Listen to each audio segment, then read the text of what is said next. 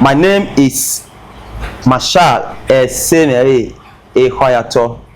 I'm with Engineer Lukman Akemukue, the Okukpolagbe of Okpilla, whose appointment was recently revoked by the Edo State Governor. I'm right here with him to get a brief interview with him, or rather the prelude that led to his revocation as the Okukpolagbe of Okpilla. You're welcome, sir. Yeah, welcome. It's nice to have you on our platform, sir. Thank you. Nice to be with you. Sir, before we delve into the interview proper, could you please give us a brief personal background of yours? Okay, thank you. I'm Engineer Lukman Akemukue, a current certified process engineer, and a graduate of Ahmadu Bello University Zaria, a master's degree holder of University of Bolton, UK. I'm a specialist in value and supply chain management in the oil and gas industry. I am from Okpilla. I'm from the Ukomunyo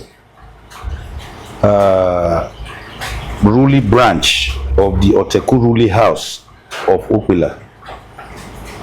My father, who is 98 years old, Pius Akemukue is still alive, a knight of Anglican Church. My late mother, who died at the age of 75, was an evangelist with Christ Chosen Church. I am a Christian. I am married with 4 children.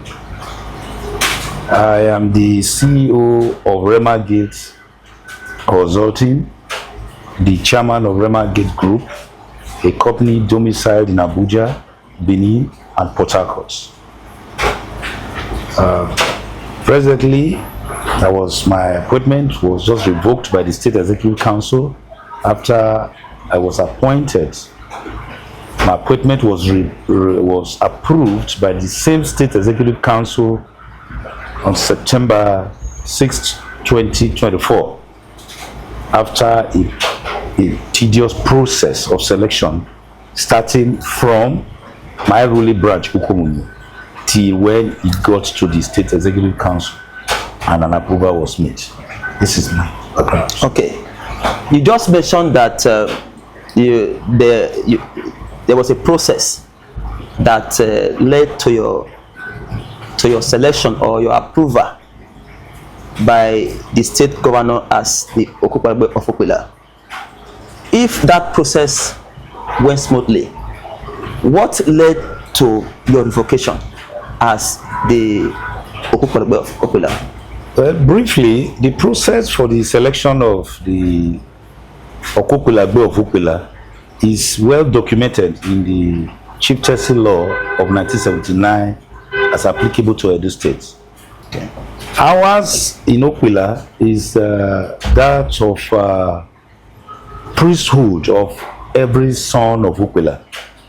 There is no singular house, singular family where the throne is domiciled. Every son of Okpilla is a prince. Okay. That is the way our throne is structured. Okay. Every daughter of Okpilla is a princess.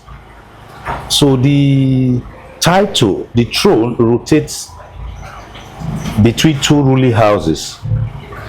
We have the Ogute ruling house, where my predecessor comes from, and we have the Oteku ruling house, where I come from.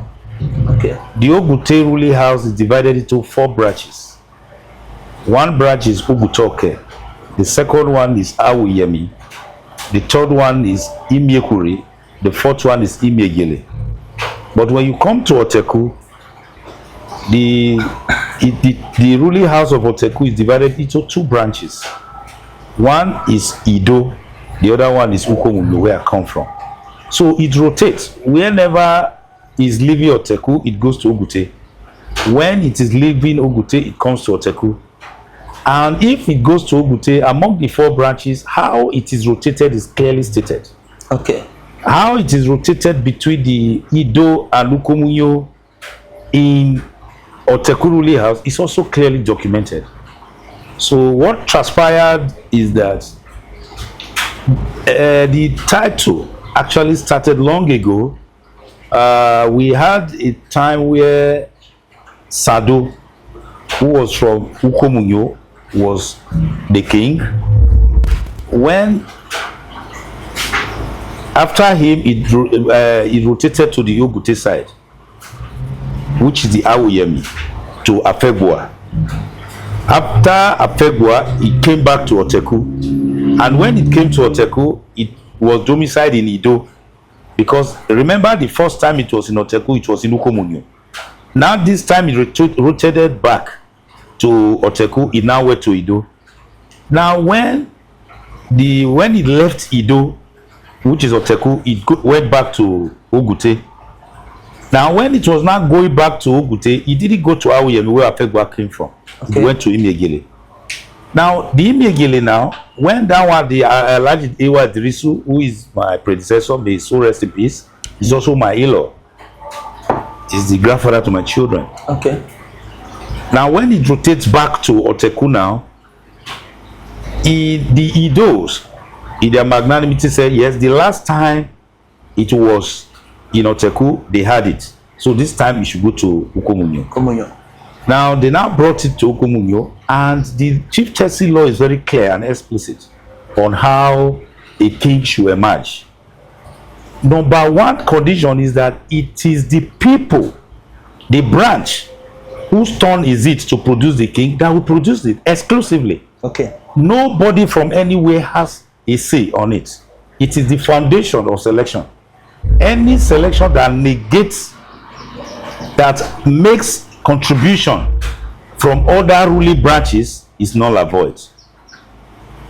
So everything must be done by the ruling branch where it comes from. So when the Edo people said Ukomunyo, go and bring someone,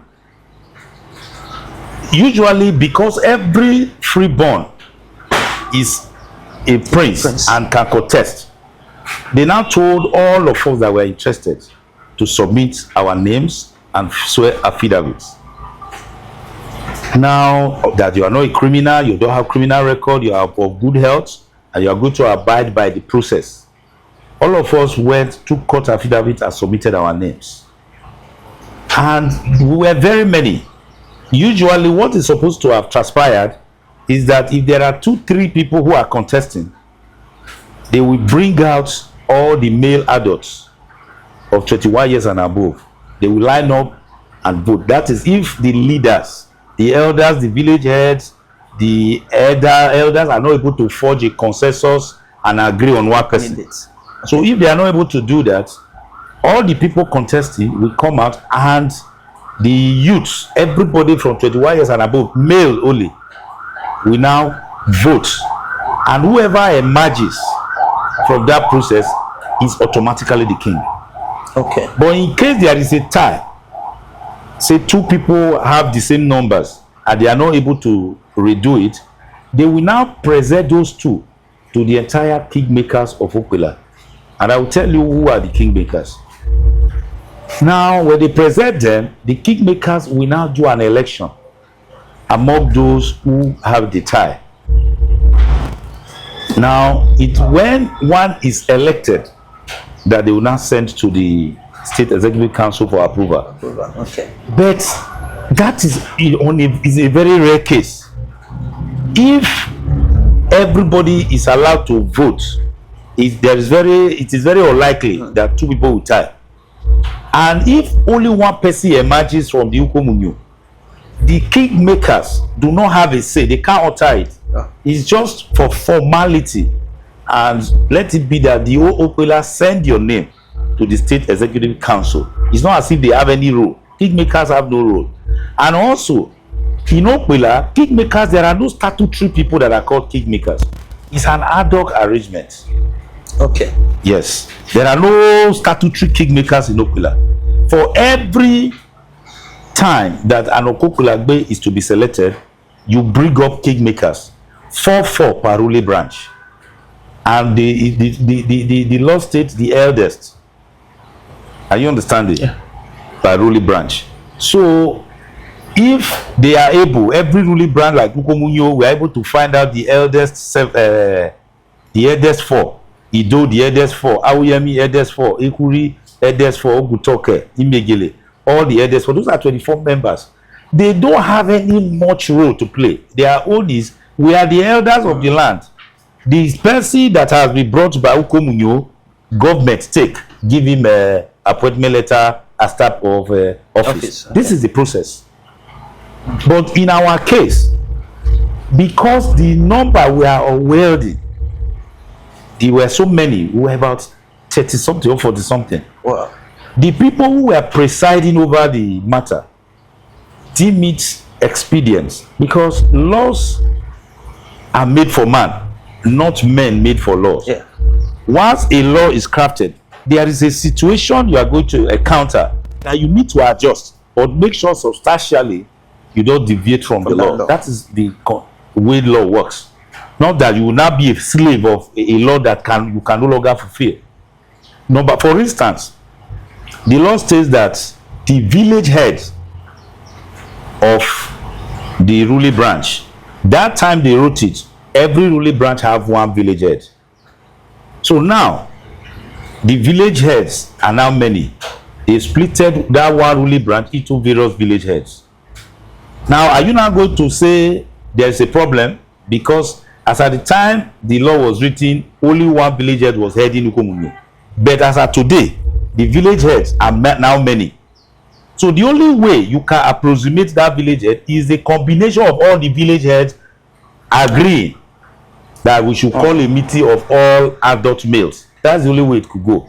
Okay. So the whole village heads in Ukomunyo were the ones who took that decision, that instead of us conducting election for all the 48 people who were contesting and be chaotic, let the 3 kindreds that make up Ukomunyo, let them go home and bring one person. That is the only way you can bring down the number. Bring down the numbers, okay. It's very clear. Now, I am from the Oko kindred. Haruna Ahmed is from the Agboga kindred. Sado Mike is from the Alumuye kindred, the 3 kindred. So everybody went back to his kindred and discussed with the elders there, and the elders were able to step down orders for 1-1 and emerged as the Oko kindred representative. Mike Sado emerged as the Alumuye kindred representative. Ahmed Haruna emerged as the Agboga kindred representative. So we became 3. Now that they were able to prune down that number, which is not undemocratic, it's allowed. Yeah. The major thing is that you are building a consensus. Now we now have 3. Now, a problem now arose. If you now say these 3 go and face an election within Ukomunyo, people will vote according to their kindred. Yes. And bringing out a king is not a contestation of the number of people in the kindred, and it's going to be also problematic.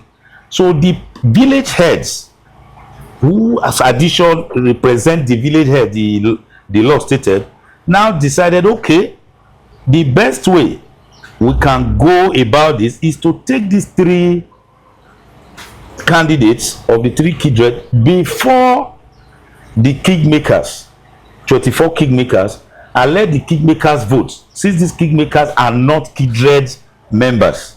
I see. Because if you say let the Ukomunyo conduct the election, it will be voting will go by kindred. It will be there will be an inter-kindred problem. Okay. But if you now say take it to kingmakers, most of who are not even from Ukomunyo, voting will be done creditably well. Okay. Now the ad hoc committee of kingmakers met, and they were to conduct an election for 3 of us. It's an ad hoc arrangement. These names of kingmakers were selected by the various ruling branches and submitted, and the names were sent to the state executive council for approval, and they were approved as the kingmakers simply for that purpose. Okay. Not that you are now a statutory kingmaker. Kingmaker. And a kingmaker, that committee of kingmakers has only a lifespan of 30 days plus 15 days. That's the lifespan. After that 45 days, you cease to be a kingmaker. These are the issues that we need to bring out for the general public and the government to be aware of. In order to beat the deadline of the 45 days, the last day that they had a meeting, they wanted to do the election, the place was rowdy, the place was insecure, there was nothing they could do. And if they don't complete that process that day, we will throw the community into a cul-de-sac, a catch-22 situation where we will not be able to resolve. Being that the day has lapsed, you are not able to produce, and the law says that within that 45 days, if you are not able to produce, it reverts back to the Ogute where it is coming from. Wow. And it will cause crisis. So the kingmakers in their wisdom said there is a proviso that we can actually set these three names to the government. We have not violated the law. As for the fact that we agree, all of us agree that let the State Executive Council choose one out of the three, conduct security checks, choose one out of the three. Anyone the State Executive Council chooses among the three is okay, because all of us, all of you guys are good. Okay. This is synonymous to somebody wants to buy corn along the road. You park, you ask a woman roasting corn, how much is your corn? 500. You give her 500. You said, give me one corn. And the woman, in her sense, decided to bring three so that you can choose one. The woman has not violated any law. She only doesn't want to be going to or fro. If you want a hard one, you take hard one. If you take soft one, so your decision is your decision to take one, provided the is only one you are taking, and the 500 naira you are paid it is exactly the same thing. State Executive Council, these three people, they are our children. We have found them. Any of them is okay. Anyone you choose is our choice. That is democratic. It does not violate the democratic or legal principles. So they submitted them to the government 2019. Now at the end they submitted, and the thing went on. The thing went on. It drags for reasons best known to the government. I'm not the governor or any. The thing delayed more than 6 times. The Ukomunyo people whose turn is it to actually produce the king went to meet the governor. Please choose any of the three and give us. More than 6 times. Then the whole Okpilla, the village head, went to meet the governor and told him, look, our selection process is very dicey. Don't create problem for the next governor, because the next governor will not know the story where we are coming from, and he can be influenced to make mistake, and you will now throw the entire community into crisis. Yeah. Please, whatever it is, do this thing for us before you exit government. And the government agreed that before he leave, whatever happened, he will do it. That it's not only Okpilla, there are other. He will clear the stable before they leave. Immediately after, then around somewhere around February last year, they all came again to him. He now said, this is an election season. I don't want to pollute the throne with government or election configuration. It is too close to election. I have about 5 thrones I will appoint before I go. But if I do it now, it may be misconstrued as a political decision. I don't want politics inside it. Allow the entire political terrain to clear. Then I will now choose. He told them that immediately after the election, he's going to make the announcement. So immediately after the election, I was announced. The State Executive Council met. He's not governor, he's the Executive Council. Met and deliberated, and out of the 3, my name was approved as the Okukpolagbe Of Okpilla. My letter was given to me. The staff of office was given to me. I went home for the traditional coronation rites, which is quite tedious and deeply spiritual. I went through the entire process. from my kindred, praying for me, doing all the incantations, until where I will go to the eldest village head. We call the Imyokewa. There is something they will give to you. They took me there and they did everything. Then the people we met, Okpilla met in Okpilla, the Oku people. They are actually, in the actual sense, they are actually the most senior because we met them there. They also have their traditional rites that they perform. They all came and prayed for me. Because everything that has now been reduced to prayers. Yeah. So they came, their elders, their Ibidegwas, their Itsonga, they came and they prayed for me. And they said, we have given you. Today we have completed the process of your coronation. My kindred in Oku completed it. The Imyokewa completed it. The Oku completed it. And I sat as the traditional ruler, discharging my responsibilities to the people, trying to build consensus, trying to free my people from the shackles of oppression that was engendered by the interregnum, the vacuum that was created. Many of the things that went wrong, I was trying to decompose them, to resolve them. Court cases, I was approaching most of the aggrieved parties to go and withdraw. Some of these cases were already being withdrawn. All of a sudden, certain people decide that it must be politicized. That, oh, this man did not work for us, it has to be politicized. Principal among them is Kasim Afegwa. Or are you trying to make us to understand that this issue has a political connotation? Let me tell you, from the 7 months I was there, there are proofs, there are so many utterances, gatherings about them, that I was never part of their party. And there are few. The bulk of the APC in question are for me. There were just 3-4 people who felt that they will use the political weapon. They will weaponize politics and railroad me out of the throne. This was the issue. But I must give it to the governor. All the political pressure they mounted on him, he was very, very reluctant. He was very, very... If the governor had heeded their call, I would not spend 1 week there. But the governor withdrew. He wanted to know what are the issues. You can't just tell me to remove somebody. But they capitalize on the governor's simplicity. The governor is quite a simple-minded person. Honesty and simplicity to mislead the governor into taking a decision that is hurting my community. The culprit, the major people who did this is number 1, Kasim Afegwa. Then there is one, Joshua Ogede. They recruited Jared Tenebe to join them. And they provided wrong information, false information to the governor. And innocently, the governor acted on it. And that is the problem they have created in Okpilla today.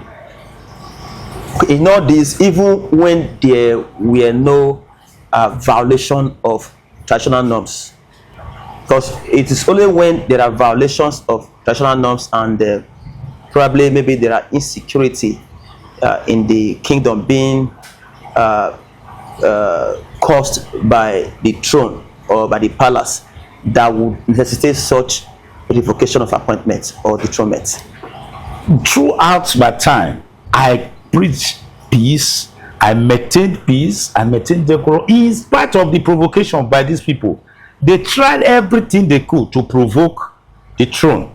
The throne sues for peace. They insult, they intimidate, they do all sorts of things. They threaten, they will kill, they will do this. So many by the same people trying to instigate crisis. But because of my disposition, because I came up with a statement that my throne is not worth the blood of any Okpilla. Yeah. I have no reason to see the blood of my person, my son, my daughter, be shared because I want to occupy a throne. The whole Okpilla, God, the security agencies, and even the governor is aware that my sitting on that throne was responsible for the return of peace in Okpilla. He knows. So what they have just done is to just made lies. They deployed lies, they deployed falsehood, they deployed intimidation to go and misadvise the governor. And the governor now acted on very wrong information. Now, let me also draw your attention. When the governor did that, which was not right, I'm not going to go too much into the rightness or wrongness because I'm already in court. The reason he stated there was not that there was a problem, that the due process was not followed. The State Executive Council have taken a decision and they've gazetted it. It has been gazetted? Yes. If the due process was not followed, if these people are law-abiding citizens, you go to court and challenge the process, not to bring issues to the table of the governor, because the Executive Council have concluded their process. If you only want anything to happen, you want the laws to be interpreted. The State Executive Council is not the judiciary that interprets law. Yeah. If you look at the revocation letter notice, it's quite funny that an executive arm of government is telling you that the due process of law, extant law, was not followed. That is interpretation of the law. That should have been left for the judiciary. And the matter, it was in court. Those who felt that this is the best way, their grievances, who were lending people, they went to court. And the case was in court. In one of the court cases, the statutory cases in the High Court, in Benin High Court, I won the case. A son from Okpilla took me to court. I don't blame such people because these are learned people. That is the way a society should be allowed to operate. He went to court that my appointment is irregular, was unlawful. He went to the court, ordered the doctrine of certiorari to quash the case. I got my lawyers to defend me, and it was clear. The judge was able to give a judgment in my favor. My appointment was not quashed by the court of law. There was also another group of persons, one of the contestants, Luke Victor Balogo. He took me to a court in Agenebode. That case, as we speak, is still in court. Instead of waiting for the court to adjudicate and come out with their findings, if the court today said, Lukman, your process, the process that brought you to the throne, is the laws were not followed, is against the law. Who am I? And yes, the law, the court has taken me out. I will feel that justice has been served. They did not do that. Instead, they resorted, they ran for self-help. They resorted to blackmailing the governor. They resorted to lying to the governor and providing him wrong, false information for him to act on. Whereas this case is in court. So I would not want to say the legality of what the governor has done because I'm already in court to ask specific questions whether what the State Executive Council did by revoking my appointment was right, or whether they are not supposed to have waited for the court to interpret instead of rushing to interpret it by themselves or usurping the power of the judiciary. Sorry, yeah.